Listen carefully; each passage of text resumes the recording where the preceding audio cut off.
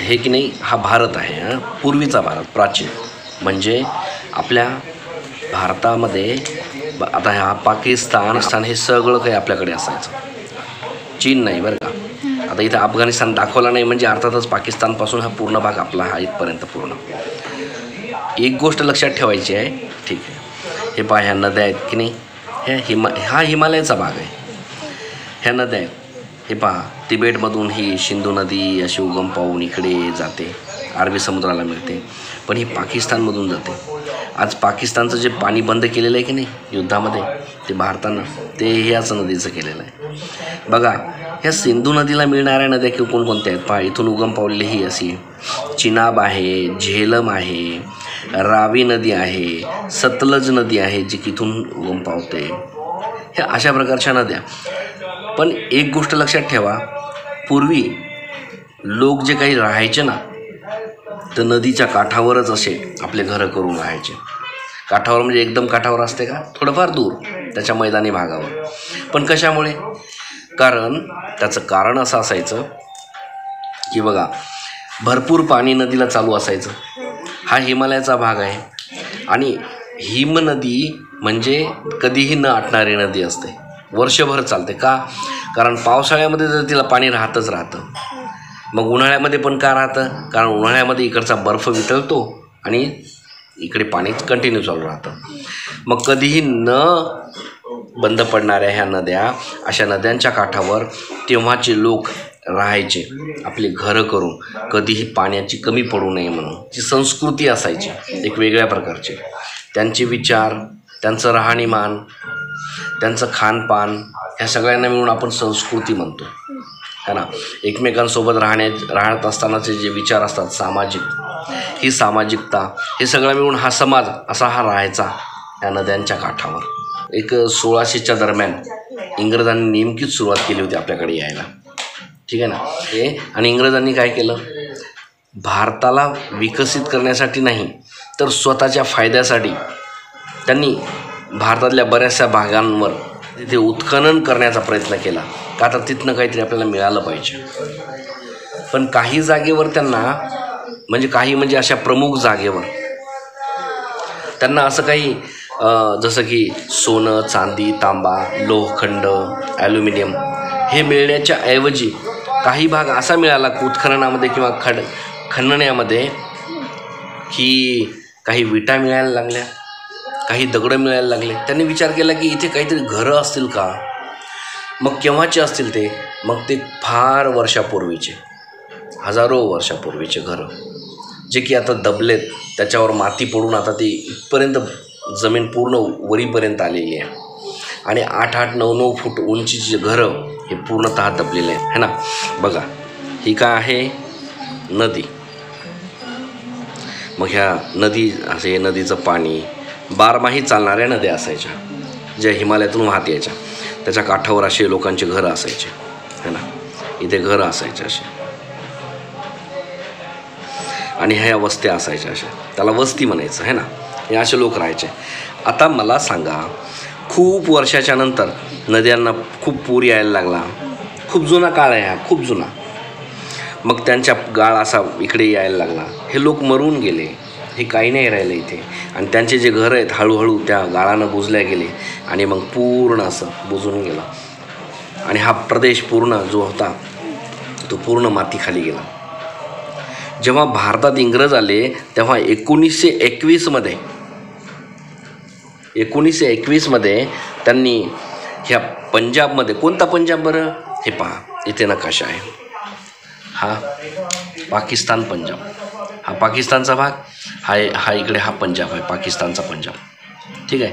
पंजाब तर तसा हा पाकिस्तानपासून ते हा पूर्ण असा गुजरातला चिटकलेला हा मोठा भाग. पण पाकिस्तान पंजाबमध्ये आता पूर्वी तर पाकिस्तान पंजाब आणि भारतीय पंजाब असं नव्हतं म्हटलं जायचं. जेव्हा भारत पाकिस्तान भांडण झाले, युद्ध झालं आणि त्याच्यामध्ये मात्र पाकिस्तान हा वेगळा झाला, ती गोष्ट निराळी. तेव्हापासून पंजाब पाकिस्तान पंजाब असं म्हटलं जायचं. पण हा काळ असा होता की इथे तेव्हा पूर्ण भारत हा अखंड भारत होता. तेव्हा तुकडे झालेले नव्हते. तेव्हा काय म्हणायचे, पंजाब फक्त म्हणायचे पंजाब. तेव्हा 2 भाग झालेले नव्हते. मग त्याच पंजाबमध्ये जे काही नद्या वाहायच्या त्या नद्याच्या काठांवर जाऊन ह्यांनी उत्खनन करायला सुरुवात केली ह्या इंग्रज सरकारच्या लोकांनी किंवा ह्या इंग्रजांनी, जेव्हा ती भारतात असायचे. मग यांनी उत्खनन करण्याचा पाठीमागचं कारण म्हणजे ह्यांनी बऱ्याचशा जागेवर जेव्हा उत्खनन केलेलं आहे आपल्या भारतात तेव्हा त्यांना काय मिळालं? सोने, चांदी किंवा आणखीन काय मिळालं असेल? तांबा मिळाला असेल, है ना.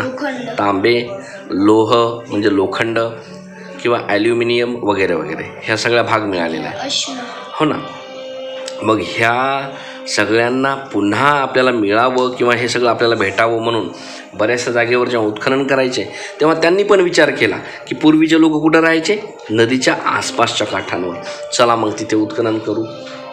मग त्यांनी उत्खननाला सुरुवात जर केली तर सुरुवात केली, परंतु कशी? तर हे पहा, हडप्पापासून सुरुवात केली. अगोदर त्यांनी कुठे सुरुवात केली? हडप्पाला. त्यानंतर मोहेंजोदाडो ह्या जागेवर आले, हा ना. मग त्यांना कळायला लागलं की हडप्पा आणि मोहेंजोदाडो ह्या जागेवर काही विटा निघायला लागल्या, दगड मिळायला लागले.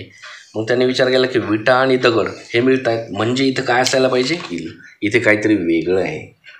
मग इथले काहीतरी समाज वेगळा असेल, यांची संस्कृती वेगळी असेल, रहनसहन, घरे बांधण्याची कला आहे ना, हे त्यांचं भांडे, हे सगळं काही वेगळं असेल. ह्या सगळ्यांना मिळून त्यांनी संस्कृती असं म्हटलं. मग त्यांनी काय म्हटलं की हडप्पा हा जो मेन ठिकाणावर त्यांनी जी सुरुवात केली, इथे जे काही घरं मिळाले, कसे मिळाले? पहा, असे केलेला असायचा.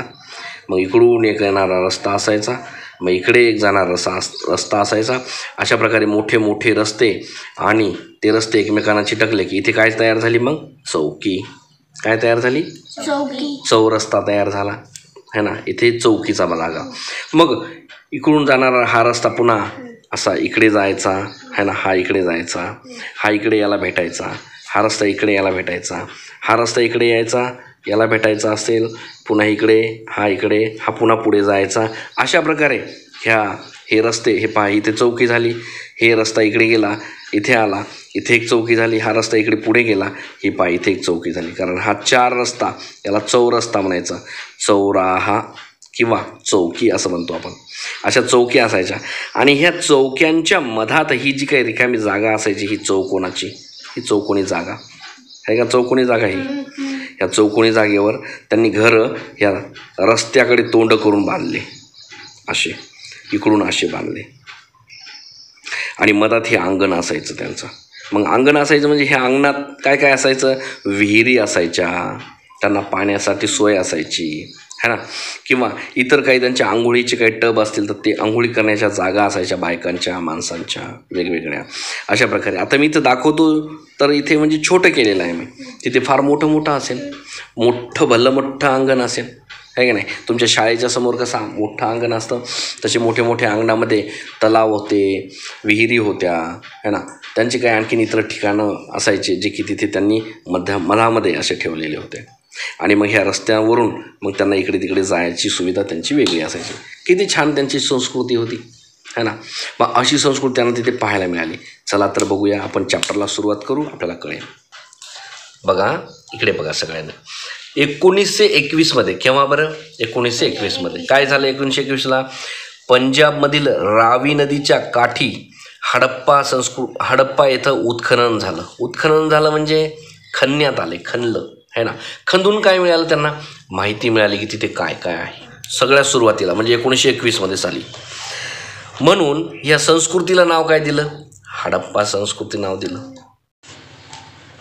मग काय झालं?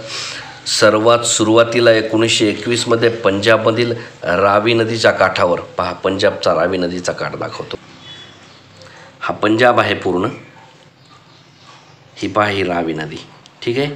ह्या रावी नदीच्या काठावर इथं हडप्पा नाव आहे का? अगोदर इथे ह्या लोकांनी खंदायला सुरुवात केली नदीच्या काठावर, म्हणजे असं लांब थोडंसं त्याच्या मैदानावर बाजूच्या. आणि मग त्यांना एक बरेचसे असे, मी तुम्हाला सांगितलं असे, घरं वगैरे असे पाहायला मिळाले. घरांचं बांधकाम कसं होतं हे पाहायला मिळालं.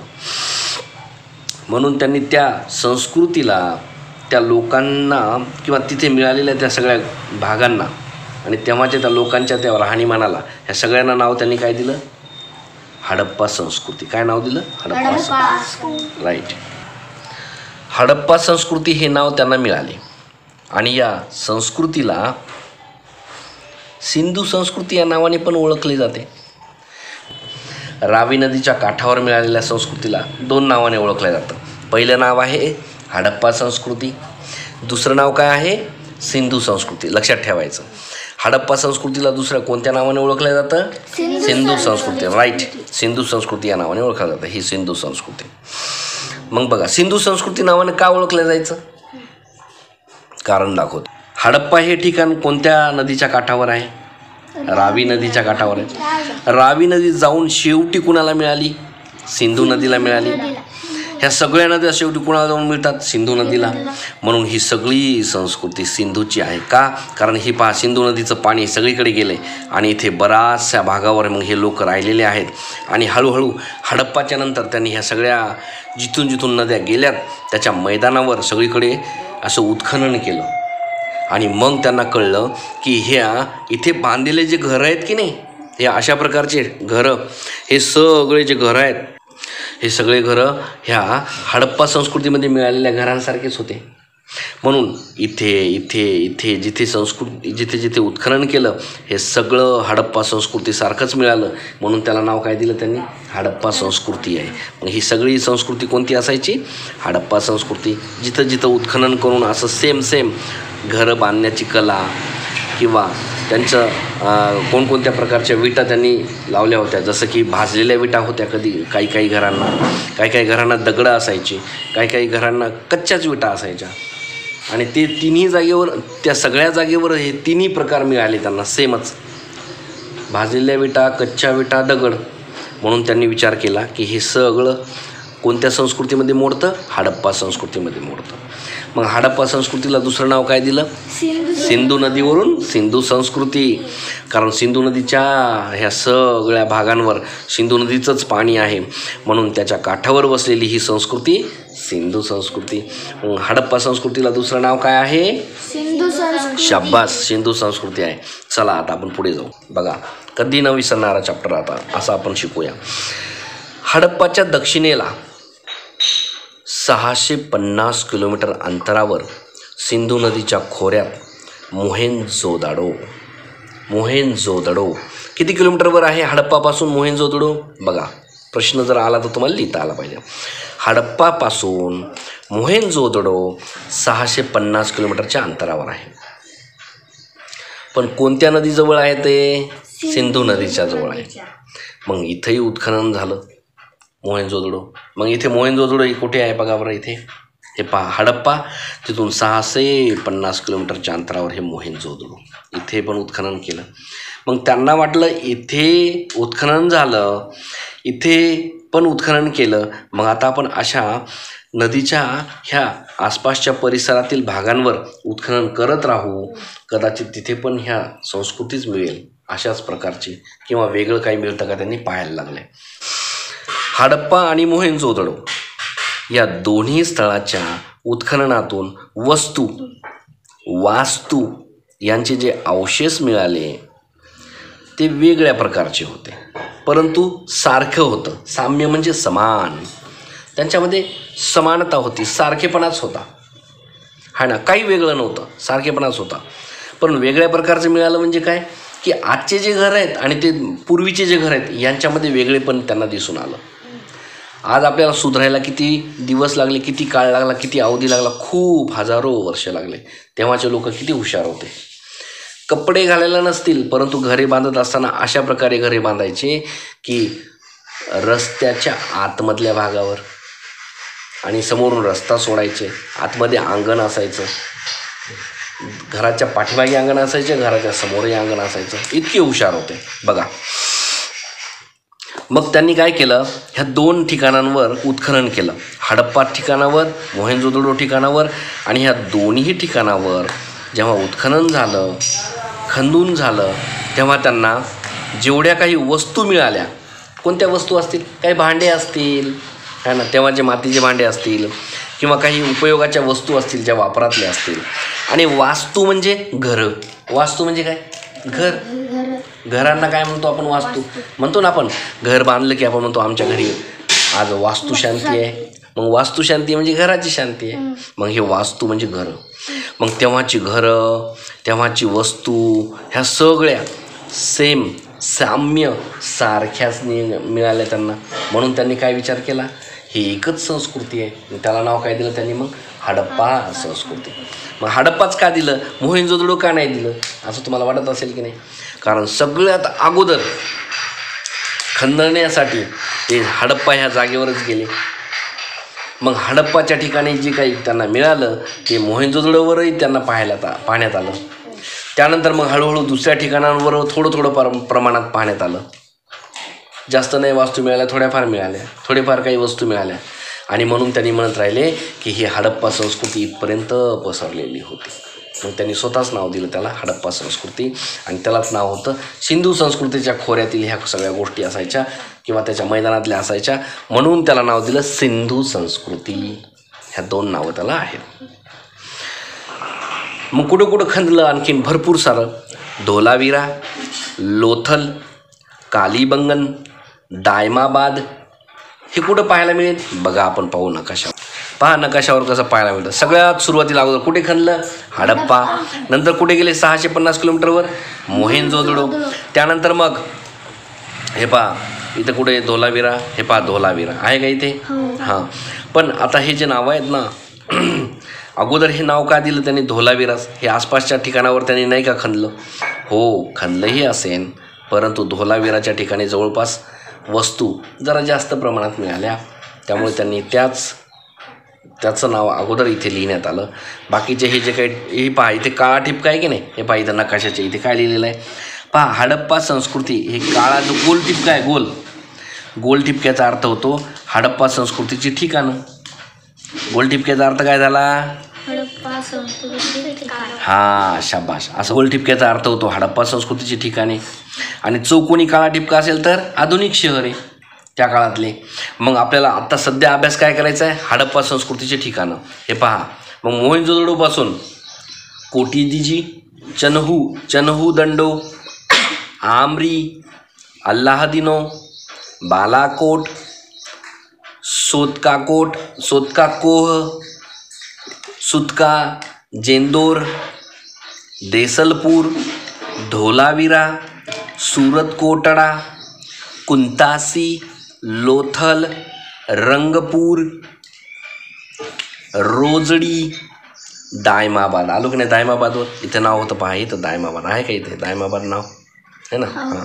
त्यानंतर आणखी हे पहा इथं काळ्या गोल ठिपके कुठे आहेत? राखीगडी दिल्लीच्या ठिकाणावर आहे बरं का. राखीगडी, कालीबंगन नाव आहे बघा, आपण वाचलं होतं. बनावली, रूपड, हुलास, आलमगीरपूर आणि मंडा ह्या सगळ्या ठिकाणावर त्यांना हडप्पा संस्कृती म्हणजेच सिंधू संस्कृती पाहायला मिळाली. आणि म्हणून त्यांनी त्याला सिंधू संस्कृती किंवा हडप्पा संस्कृती असं नाव दिलं. आणि ह्या दिलेल्या नकाशामध्ये सुद्धा पहा आपल्याला स्पष्ट अशी माहिती मिळावी म्हणून त्यांनी अशा प्रकारच्या ठिपक्यांचा उपयोग केला. तुम्हाला कळलं का ह्या ठिपक्यांचा उपयोग कसा झाला? आणि सगळ्यात वरी बघा, अफगाणिस्तानच्या वरी इथे पहा, हे काय आहे? शार्तुगाय नावाचं ठिकाणही या हडप्पा संस्कृतीसारखंच होतं. म्हणजेच हडप्पा संस्कृती कुठपर्यंत पसरलेली होती? हे पहा, इकडे अफगाणिस्तानापर्यंत पण पसरलेली होती, है ना. बऱ्याचशा ठिकाणावर हडप्पा संस्कृतीचं जो आहे संस्कृती, सिंधू संस्कृती, हडप्पा संस्कृती ही पाहायला मिळते आपल्या भारताच्या काही ठिकाणांवर आणि त्याच्या वरच्या भागावर सुद्धा. थोडं आता एवढं आपण वाचले, एवढे ठिकाणं, पण महत्त्वाची ठिकाणं इथं अभ्यासाला काय आहेत बघा बरं. धोलावीरा, लोथल, कालीबंगन, दायमाबाद. कारण सर्वात जास्त सिंधू संस्कृती म्हणजेच हडप्पा संस्कृतीची वस्तू किंवा वास्तू इथे जास्त प्रमाणात पाहायला मिळाल्या. आणि हे ठिकाणं सगळ्यात प्रसिद्ध आहेत. आणि पाहायलासुद्धा तिथे आजही त्या वास्तू, हे बघा तुम्हाला तिथे चित्र दाखवतो. ह्या वास्तू अशा थोड्याफार प्रमाणात कुठेतरी असं बांधल्याचे ठिकाणं हे थोड्याफार प्रमाणात या हडप्पा संस्कृतीच्या म्हणजे धोलावीरा असेल किंवा आणखी काय नावं दिलेली त्यांनी, हा लोथल असेल, कालीबंगन असेल, दायमाबाद असेल, ह्या ठिकाणावर असे थोडेफार पाहायला मिळाले. मग बाकीच्या ठिकाणावर एखादीच वीट मिळाली, बाकी सगळं सपाट, काहीच नाही मिळालं. किंवा एखादंच मातीचं भांडं मिळालं असेल जे की हडप्पा संस्कृतीच्या इतर ठिकाणावर मिळालं होतं आणि सारखं असं. मग बाकीचं काहीच नाही मिळालं. म्हणजे त्यांना असं समजायला लागलं तेव्हा की ह्या ठिकाणावरची संस्कृती जी आहे तो भाग खूप वर्षापूर्वीच मिटून गेला. जो मजबूत होता तो टिकून राहिला, पण संस्कृती ही सारखीच होती. बऱ्याचशा वस्तू सारख्याच मिळाल्या, सेम होत्या. म्हणून त्यांनी म्हणले ही सिंधू संस्कृतीच आहे, परंतु इथला जवळपास बराचसा भाग हा नष्ट झालेला आहे. पण जिथे भाग पाहायसारखा मिळाला हे अशा प्रकारचा, जिथे लोक जातात आजही पाहायला, चला सिंधू संस्कृती पाहायला जाऊ, हडप्पा संस्कृती पाहायला जाऊ, आणि तिथे असे घरं पाहायला मिळतात. पण घर पूर्ण आहेत का हे नाही. आपण कल्पना करायची, ह्या बाजूला ही घर असतील, मग ह्या नाल्या होत्या, मग आतमध्ये ही विहीर होती, मग इथं लोक राहत होते आतून, अशा प्रकारचं आपण समजून घेतलं. मग हा भाग कोणता होता? सिंधू संस्कृतीचा. म्हणून धोलावीरा, कालीबंगन, दायमाबाद इथं आजही हे असे अवशेष, घराच्या वास्तूंचे अवशेष आजही पाहायला मिळतात. म्हणून ही प्रमुख ठिकाणांची नावं इथं दिलेली आहेत. बाकीच्या ठिकाणांवर काहीही पाहायला मिळत नाही. फार थोड्या प्रमाणात असे दगडं किंवा विटाच पाहायला मिळतील, किंवा फार झालं तर एखादं मातीचे भांडेच वस्तू मिळालेले आहेत, मातीचे भांडे वगैरेच असं मिळालेलं आहे. म्हणून त्याला ते नाव दिलेलं आहे. की त्याचं काय वैशिष्ट्य असेल बरं, की त्यांना असं फार अभिमान व्हायला लागला की अरे बापरे ही संस्कृती लय भारी आहे, तिचं नाव असं फार लोक घ्यायला लागले. कशामुळे? कारण तिचं वैशिष्ट्य काय होतं बघूया. काय होतं? सर्वत्र सारखेपणा आढळला. सर्वत्र काय आढळला? सारखेपणा. कशामध्ये? वास्तूमध्ये सारखेपणा आढळला, वस्तूमध्ये सारखेपणा आढळला, सगळीकडे सारखाच आढळला. नगराची रचना म्हणजे घरं बांधलीत की नाही, त्या घरं बांधण्याची रचना जी आहे सगळीकडे सारखीच होती है ना. अगोदर असे मोठे रस्ते, आणि मग इकडून येणारे रस्ते, मग इकडे जाणारे असे रस्ते, ही असायचं चौफुल्ली. मग चौफुल्लीच्या मग इकडे पुन्हा रस्ते जायचे, असे इकडे जायचे रस्ते, हा याला मिळायचा रस्ता, हा ह्या रस्त्याला मिळायचा, अशा प्रकारे रस्ते मिळायचे एकमेकांना. आणि मग असे चौकोन तयार व्हायचे, आणि ह्या रस्त्याच्या काठावर असे लोक घरं बांधायचे. मग अशी घरं बांधून राहायचे असे है ना. आणि आतमधलं जे अंगण आहे ते वापरायला घ्यायचे. त्याच्या बाजू ही पण चौकोन आहे, ह्या चौकोनातही लोक घरं बांधून राहायचे असे है ना. समोर नाल्या असायच्या. खूप छान प्रकारचं त्यांचं जीवनमान तेव्हाचं असायचं. म्हणून ही संस्कृती फार प्रसिद्ध झाली. किंवा लोकांनी असं आश्चर्य केलं की तेव्हाच्या लोकांना घालायला कपडे नव्हते, फिरत होते, भटकत होते, आणि हळूहळू त्यांनी जेव्हा घरं बांधायला लागले तर असे घरं बांधायला लागले भयंकर की खूपच छान. म्हणजे आज आपण जे राहतोय की नाही, घरासमोर नाली, घरात मधामध्ये आपल्याला बोर पाहिजे, तेव्हा विहीर होती, बोर थोडंच होता, पण विहीर होतीच ना. त्यांनी सुविधा केल्याच ना. आपल्या घरात आपण नहाणी बांधतो तेव्हा नहाणी घरं पण होते, पण त्या नहाणीमध्ये काय असायचं? पाणी सोडलेलं असायचं विहिरीतलं, आणि त्याच्यात जाऊन डायरेक्ट आंघोळ करायचे. आपण त्याला काय म्हणतो? बारव म्हणतो की नाही? बारव. ते मोठे लोक बारव, तेव्हाचे लोक बारवमध्ये जाऊन आंघोळ करायचे. मग तेव्हा ते नहाणीगृह असायचे. मग तिथले नगर रचना म्हणजे लोकांचे बांधकाम वगैरे किंवा घर बांधण्याची स्टाईल सगळ्यांची कशी असायची? घरं बांधण्याची स्टाईलही सारखीच होती, वास्तू सारख्याच मिळाल्या, रस्ते सगळीकडे सारखेच होते. चौफुलीच्या आतमधल्या भागावर काय बांधायचं? घरं बांधून राहायचे. रस्त्यावर त्यांचे घरं यायचे. आज आपण करतो तसं. घरांची बांधणी पण सगळीकडे सारखीच मिळाली. सांडपाण्याची व्यवस्था पण सारखीच मिळाली. सांडपाण्याची व्यवस्था म्हणजे पाणी सांडल्याच्या नंतर जेव्हा घराच्या बाहेर जाते त्याची विल्हेवाट लावण्याची जी व्यवस्था होती त्याला आपण नाल्या बांधणे म्हणतो, ती सगळीकडे सारखीच होती. कुठे भांडे घासायचे, कुठे हात धुवायचे, कुठे काय आंघोळ करायची, ही सगळी व्यवस्था त्यांची सारखीच होती. म्हणजे बांधकाम करणारे लोक तेच असतील जे की सगळीकडे फिरून त्यांना व्यवस्थित बांधकाम करून द्यायचे. बरोबर आहे की नाही? आणि ते लोक एकच बांधकाम करणारा असायचा का? किंवा 10-20 लोक असायचे का ठराविक? त्यांच्यातली काही एखादी टोळी असेल जी की बांधकाम छान करणारी असेल, इंजिनियर टाईप, त्यांचं डोकं इंजिनियर टाईप चालायचं. तीच टोळी, त्याच टोळीनं जे काही बांधकाम केलं त्याच टोळीला पुन्हा दुसरे लोक आमंत्रित करायचे, आमच्या घराचं बांधकाम करायचं आहे. मग ती टोळी जाऊन तिथे पुन्हा बांधकाम करत असेल आणि सेम सारखंच तसंच बांधकाम है ना.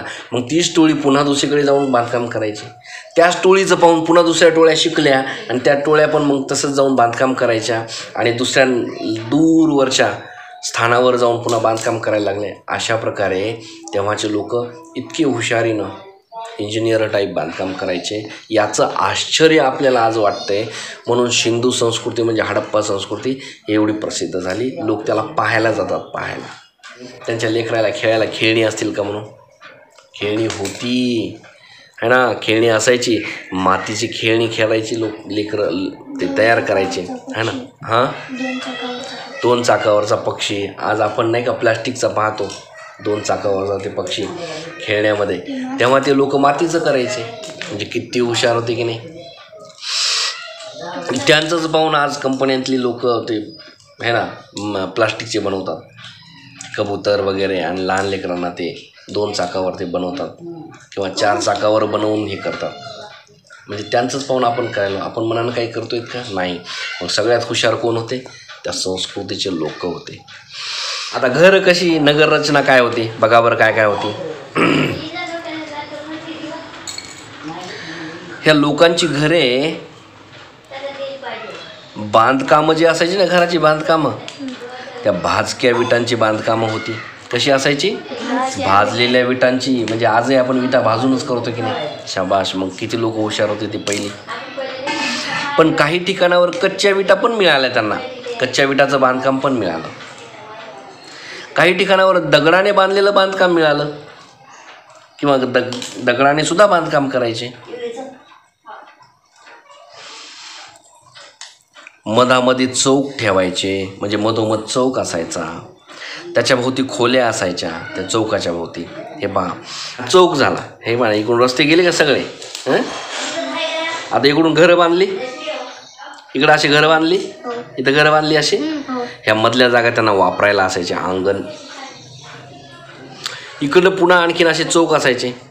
हे चौक वापरायला अंगण असायचं, इकडून रस्ता जायचा, इकडून घरं बांधायचे. पुन्हा इकडूनही घरं असायची. हे मधला भाग अंगण म्हणून वापरायचं, यांनी यांचा मधला भाग इकडचा अंगण म्हणून वापरायचे. कळलं तुम्हाला ना. बघा पुढे त्यांचे जे विहिरी असायच्या आवारामध्ये, घराच्या आतमध्ये आवार जे असायचे की नाही त्या चौकात, त्या विहिरी असायच्या तिथे. सगळीकडे सारख्याच आहेत. त्यांचं बांधण्याचं रचना कशी होती घराची, की चौक असायचा, चौकाच्या बाजूला घरं बांधलेली असायची, म्हणजे खोल्या असायच्या. मग त्या समोर अंगणामध्ये विहिरी असायच्या, स्नानगृहे असायची, शौचालय म्हणजे संडासला जाण्याची व्यवस्था पण असायची. रस्त्यावर बसायचे का ते आजच्यासारखं, पिशे नव्हते ते है ना. आजचे आपले लोक पाहतो आपण खेड्यामध्ये, आपण जातो ना फिरायला किंवा कोणाला भेटायला, की सकाळी सकाळी जर गेलो तसं पहा मग कसं घाण दिसतंय. रस्त्याच्या दोन्ही बाजूला गाडी नाही चालवता येत, मधातून न्यावं लागते गाडी, 2 व्हीलर है ना. नसता मग त्या चाकालाच लागतंय सगळं घाण. इतके लोक संडास करून जातात. जरा लवकर गेले की तुमचं स्वागतच होते. तुम्ही तिथून गेले की उभं राहतात है ना. कोणी जर मुली बायका जर असतील तर ते कोणी जाणार असेल तर ते उभं राहतात की नाही. झालं स्वागत तुमचं. पण तेव्हाच कधी इथं संडासात बसली होती मग ती बाई. असे लोक आजचे शिकलेले असून सुद्धा समजदार नाही, बाहेर संडास करतात. आणि तेव्हाच्या लोकांचं काय असायचं, शौचालयगृहे असायचे, शौचालयगृहे. सांडपाणी वाहून नेण्यासाठी उत्तम व्यवस्था असायची. कशाची, नाल्यांची. आणि ही जी नाल्या तयार करायची की नाही, आता आपण काय करतो, विटा किंवा दगड वगैरे लावून किंवा असं सिमेंट आणि ह्या कॉन्क्रीटचा वापर करून त्या नाल्या तयार करतात. पूर्वी काय करायचे, भाजक्या पन्हाळ्या असायच्या. भाजक्या पन्हाळ्या म्हणजे मातीपासून तयार केलेले असे पाटीसारखा भाग असायचा. त्या पाट्या अशा ठेवायच्या मातीला बाजून, आणि त्या पाट्या ठेवून असं खड्डा करायचा आणि बाजूनं अशा पाट्या ठेवायच्या. आणि काय होतं मग त्यानं चांगल्या प्रकारच्या नाल्या तयार व्हायच्या है ना. त्या नाल्या मग म्हणजे आजूबाजूचं जे काही माती आहे ना, माती ओली झाल्यावर मधात पडू नये किंवा नालीचं पाणी थांबत आहे तसंही होऊ नये म्हणून त्यांनी भाजक्या पन्हाळ्याचा उपयोग करायचे त्या नाल्यांसाठी. रस्त्यावर गटारे असायचे की नाही. गटार म्हणजे खड्डे ज्याच्यामध्ये पाणी साठायचं नालीचं किंवा सोडलेलं आजूबाजूला. त्या सोडलेल्या कुठे सोडायचे, अशा जागेवर सोडायचे की तिथे खड्डा करायचे आणि त्याला विटाने अशी व्यवस्थित चौकून बांधायचे आणि सगळ्या घराचं पाणी त्याच्यात सुटायचं. म्हणजे मग पाणी कुठं जायचं, शेवटी मुरून त्यांना खड्ड्यात, आणि शेवटी मुरून ते कुठं जायचं, जमिनीतच जायचं. किती लोक हुशार होते. आज आपलं सांडपाणी कुठं जाते, रस्त्यावर आहे का नाही. गाड्या भरतात, पाये भरतात आपले. अशा प्रकारची आरोग्य सूचक म्हणजे आरोग्याच्या दृष्टीनं विचार करून सार्वजनिक अशी व्यवस्था छान असायची. ही झाली घर नगर रचना. मुद्रा आणि भांडी. मुद्रा कशा असायच्या, चौकोनी आकाराच्या असायच्या. कशा असायच्या म्हणजे पैसे कसे असायचे, गोल नाही. आज कसे गोल आहेत पैसे, तसे नसायचे, चौकोनी असायचे. हे 5 चौकोनी पैसे, हे चौकोनी आहेत का पैसे. हां. पण स्टिएटाईट नावाच्या दगडापासून ते बनवलेले असायचे. कशापासून बनवलेले असायचे ते मुद्रा. हां, स्टिएटाईट नावाचा दगड जो असतो त्या दगडांपासून त्या मुद्रा बनवलेल्या असायच्या. त्या मुद्रांवर वेगवेगळ्या प्रकारचे प्राणी त्यांच्या आकृत्या ह्या कोरलेल्या असायच्या. कोणता, बैल असेन, म्हैस असेन, हत्ती असेन, गेंडा असेन, वाघ असेन. हे प्रमुख प्राणी जे आहेत की नाही, हे प्राणी त्याच्यावर कोरलेले असायचे. एक असे म्हणजे त्या प्राणी जे कोरलेले होते की नाही त्याच्यावरून आता आपल्याला आज काय समजतं, हे सगळे प्राणी तेव्हा पण होते. पण ते कशा अवस्थेत होते हे पहा. बैल कसा भयंकर दिसायचा तेव्हाचा, गेंडा पहा किती भयंकर दिसायचा. एक शृंगार सारखे कल्पित प्राणी पाहायला मिळायचे. एक शृंगार म्हणजे सारखंच त्यांना म्हणजे असं अलंकार टाकल्यासारखंच असं वाटायचं. हे पहा जसं काय याला असं यांनी स्वतःवरनं याच्यावर दागिनेच टाकलेत की काय, असं शृंगार अलंकार केल्यासारखं है ना. हे पहा हे डिझाईन केली ह्या बैलाला. सगळ्यांना सारखीच डिझाईन असायची, सगळ्या पैशावर सेम तीच डिझाईन. त्या प्राण्याला तशीच डिझाईन सेम. बैल तर मग बैलाला सगळ्या बैलांवर सारखीच डिझाईन, वेगळी डिझाईन नसायची, एक सारखीच. मग ते मुद्रा जे आहेत तेव्हाच्या अशा प्रकारच्या असायच्या. आता हे जे प्राणी असतात की नाही, आपण म्हणूया हडप्पा गाव किंवा दुसरा असेल धोलावीरा असेल. समजा धोलावीरामधील सगळ्यात जास्त लोकांच्या तिकडे लोकांनी त्यांच्या ठिकाणावर त्यांनी बैलाची मुद्रा वापरायला जर सुरुवात केली तर मग तिथून जेव्हा एखाद्या दुसऱ्या गावाला दुसऱ्या प्रदेशामध्ये काही संदेश जर पाठवलेला असेल तर त्या संदेशावर संदेश लिहून त्याच्या खाली ह्या मुद्रा म्हणजे आपण दुसरं एक काय त्याचा उपयोग होतो ठस्सा उमटवण्यासाठी. ठस्सा हे कोणत्या गावातून पत्र आलं मग त्याच्या खाली हा ठस्सा असायचा बैलाचा. त्याला असं लावायचं शाईसारखा भाग आणि असं दाबायचं, त्याच्यावर बैलाचं चित्र उमटायचं. मग हे लोक काय समजायचे, हे पत्र कुठून आलं, धोलावीरा. उदाहरण सांगतोय हां, धोलावीरा ठिकाणाहून आलं. जिथं जास्त प्रमाणात त्या प्राण्यांची संख्या असेल त्यांनी तो प्राणी त्याच्यावर कोरला, जास्त दिसतात म्हणून. मग अशा प्रकारे त्या ठिकाणावर तीच मुद्रा प्रसिद्ध झाल्या. मग त्या मुद्रेकडे पाहून ते लोक म्हणायचे हा त्या भागातला माणूस आहे, हा तो त्या भागातला माणूस आहे. ठीक आहे ना. आता ह्या भांड्या, ही अशी भांडे पाहायला मिळाली. पूर्णतः कसे भांडे होते, मातीचे. आज बघा असे भांडे पाहायला मिळतात का कुठे बाहेर. किती छान त्याच्यावर कलाकृती आहे, पुन्हा रंग देऊन त्याला किती छान असं हे केलेलं आहे है ना, त्याच्यावर डिझाईन काढलेली आहे. विविध आकाराची भांडी तेव्हा पाहायला मिळतात, तेव्हाची पाहायला मिळतात विविध आकाराची भांडी. लाल रंगाच्या पृष्ठभागावर काळ्या रंगानं त्यांनी नक्षीकाम केलेलं होतं भांडीवर. हे पहा काळ्या रंगानं नक्षीकाम केलेले भांडीवर. आणि भांडी कोणत्या रंगाची आहे, लाल रंगाची मातीची भांडी आहे. म्हणजे किती हुशार होते ते. आणि यांनी काय नक्षीकाम केलं होतं तर माशांचे खवले. हे पहा माशांचे खवले काढलेले होते है ना. हे पहा त्या म्हणजे याचा अर्थ असं समजतं की त्यांनी नदीमधून वाहत येणारे जे काही मासे पकडायचे आणि मासे खायचे. आपण समजूया हा मासा है ना. मग माशाच्या अंगावर असे खवले असतात की नाही, मग ते खवले कोरून काढत असतील. पण त्या खवल्याकडे पाहून त्यांना असं समजायला लागलं की त्यांनी पण मडक्यावर अशी डिझाईन काढायला लागले. माशांच्याच डिझाईन किंवा माशांच्याच खवल्यांच्या डिझाईन हे पाहायला मिळतात. ठीक आहे. ती कोणत्या रंगानं पाहायला मिळतात? काळ्या रंगातून पाहायला मिळतात. बरोबर आहे. वर्तुळ पाहायला मिळतात, माशांची खवले पाहायला मिळतात, पिंपळाची पानं पाहायला मिळतात. म्हणजे पिंपळाची झाडं तेव्हा होती. आणि सर्वात जास्त मोठे मोठे ते झाडं असतील, खूप जास्त असतील, त्याचे पानं भरपूर प्रमाणात इथे पडलेले त्यांच्या अंगणात पाहायला मिळत असतील. म्हणून त्यांना ते पान पसंत आलं आणि ते पान त्यांनी कोरायला सुरुवात केली किंवा ते नक्षीकाम म्हणून वापरायला सुरुवात केली. त्या पानाचं चित्र काढायला लागले. हडप्पा संस्कृतीचे लोक मेल्याच्या नंतर त्याला जेव्हा दफन करतात ना, तर त्या मेलेल्या व्यक्तीच्या सोबत त्यानं जी काही भांडे वापरली होती मरेपर्यंत, ज्या भांड्यात तो खायचा रोज, त्याचे ते भांडे त्याच्याच खड्ड्यामध्ये त्याच्यासोबत त्या मड्यावर पुरून टाकायचे. हे घे, तू चाललास का नाही, तुझ्यासोबत हे तुझे भांडे मी वापस. म्हणजे त्याच्यातून काय समजायचं आपल्याला? आज आपण पाहतो मेलेल्या लोकांच्या किंवा मृत लोकांचे जे काही कपडे असतात ते कपडे आपण त्यांच्या सरणावर टाकतो आणि फुकून देतो. म्हणजे ते जाळतात तर त्याच्या खाली टाकून देतो आणि ते जळून जातात. त्यांनी वापरलेली गादी असेल, उशी असेल, ती पण जाऊ देतो त्याच्यासोबत, ती पण जाळून टाकतो. किंवा राहिलेले जे कपडे आहेत त्यांनी गेल्याच्या नंतर राहिलेल्या कपड्यांना एक तर आपण जाळून टाकतो किंवा कोणाला तरी दान करून टाकतो. कळते का तुम्हाला? पण त्या लोक हे आपण कुठून शिकलो? त्या लोकांकडून शिकलो. किती लोक हुशार होती. काय शिकलो?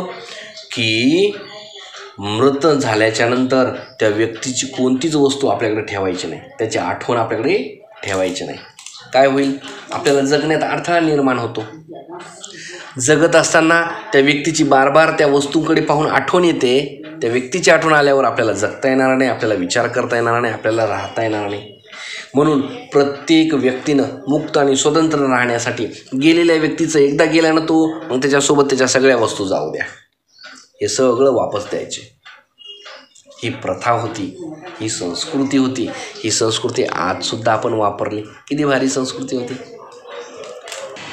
आणि आणखी एक भाग शेवटचा बघूया, महास्नानगृहे. महास्नानगृहे म्हणजे महा म्हणजे मोठे, स्नानगृहे म्हणजे न्हाणी म्हणतो आपण त्याला, न्हाण्याची.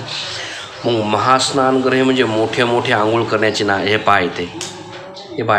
आपण त्याला बारव म्हणतो. आज बारव हे इथून पायऱ्या असे लोक उतरायचे, हे इकडून असे उतरायचे, हे इकडून असे बायका माणसं उतरायचे. सगळ्यांनी मिळून ह्या पाण्यामध्ये आंघोळ करायची. भरपूर पाणी साठलेलं असायचं. मोहेंजोदडो इथं काय झालं, मोठे मोठे स्नानगृहे पाहायला मिळाले मोहेंजोदडोला. ते स्नानकुंड जे आहेत 2.5 मीटर खोल असायचे. किती असायचे? 5 मीटर म्हणजे 2.5 मीटर खोल. 1 मीटर म्हणजे 3 ते 3.5 3 ते 3.25 फूट, 3.3 असं काहीतरी येतं. तर 3 फूट धरूया आपण गळगळ. 1 मीटर म्हणजे किती फूट? 3 फूट जवळपास. मग 3 आणि 3 6 फूट. आणि अर्धा मीटर म्हणजे आणखीन त्याची 1.5, 6 आणि 1 7, 7.5 फूट खोल. किती फूट खोल असायचे? 7.5 फूट खोल असायचे खाली, असं इथून असं मधात खाली खोल. लांबी किती असायची? अशी लांबी, ही लांबी, ही रुंदी है ना, ही लांबी, ही रुंदी. मग लांबी किती असायची? 12 मीटर लांब असायचं ते स्नानगृह. 12 मीटर लांब. 1 मीटरमध्ये किती? 3 फूट. 12 मीटर म्हटल्यावर 12 36 फूट लांब असायचं त्याचं. 7 मीटर रुंद असायचं. 7 गुणिला 3 7 21, 21 फूट रुंद असायचं. 36 फूट लांब असायचं. इतके मोठे मोठे स्नानगृह. खूप लोक तिथं उतरायचे आणि सगळ्यांनी मिळून स्नान करायचं, आंघोळ करायची. पाणी झिरपून जाऊ नये. पाणी एकदा भरलं नाही ह्या कुंडामध्ये, ते झिरपून जाऊ नये म्हणून काय असायचं? आतून पक्क्या विटांनी ते बांधलेलं असायचं. हे पहा, खाली पक्क्या विटा आहेत सगळ्या. मधात पाणी झिरपून जाऊ नये. किंवा ओलं जर झालं तर मधात चिखल राहील की नाही, घसरून पडलं तर जाईल मरून, त्याच्या नाकात पाणी गेलं तर आहे ना, मग आरडाओरडा होईल. त्याच्यामुळे असं काही होऊ नये म्हणून खाली छानसं अशा विटा रचलेल्या असायच्या आणि मग लेवल सारखे असायचे. खाली वली लेवल झाल्यावर आपल्याला धक्का बसून आपण मधात पडू असं होऊ नये म्हणून विचारपूर्वक त्यांनी असं बांधलेलं होतं. पक्क्या विटांनी खालचा भाग बांधलेला होता. उतरण्यासाठी चांगली व्यवस्था होती आणि पाणी बदलण्याची वेळोवेळी सुविधा पण त्यांच्याकडे होती. म्हणजे पाणी बदलता येत होतं, पाणी बदलण्याची सुविधा होती त्यांच्याकडे. अशा प्रकारे मोठे मोठे स्नानगृह असायचे. एकदा आंघोळ सगळ्यांनी मिळून केली की ते घाण झालेलं पाणी त्यांना सोडून द्यावं लागायचं आणि पुन्हा 8 दिवसानंतर एकदा भरायचं. सगळ्यांनी मिळून सगळ्यांनी त्या आंघोळीला यायचं. चला रे सगळे मिळून आंघोळीला जाऊ असं, आणि सगळे परिवार आंघोळीला जायचे. तसं तर प्रत्येकाच्या घराच्या अंगणामध्ये तर स्नानगृह छोटंसं असायचं. पण 8-10 दिवसाला 15 दिवसाला एकदा चला आता थोडंसं फिरायला जाऊ म्हणून मोठ्या मोठ्या स्नानगृहाच्या ठिकाणी बरेचसे परिवार ठराविक वेळेवर यायचे. ठराविक वारी येत असतील तेव्हा, आणि मग त्या ठराविक वेळावर त्या ठिकाणावर जाऊन सगळेजण मिळून आंघोळ करायचे. अशा प्रकारे आपण आज काय शिकलो? हडप्पा संस्कृती. हे पहा, हडप्पा संस्कृती शिकलो.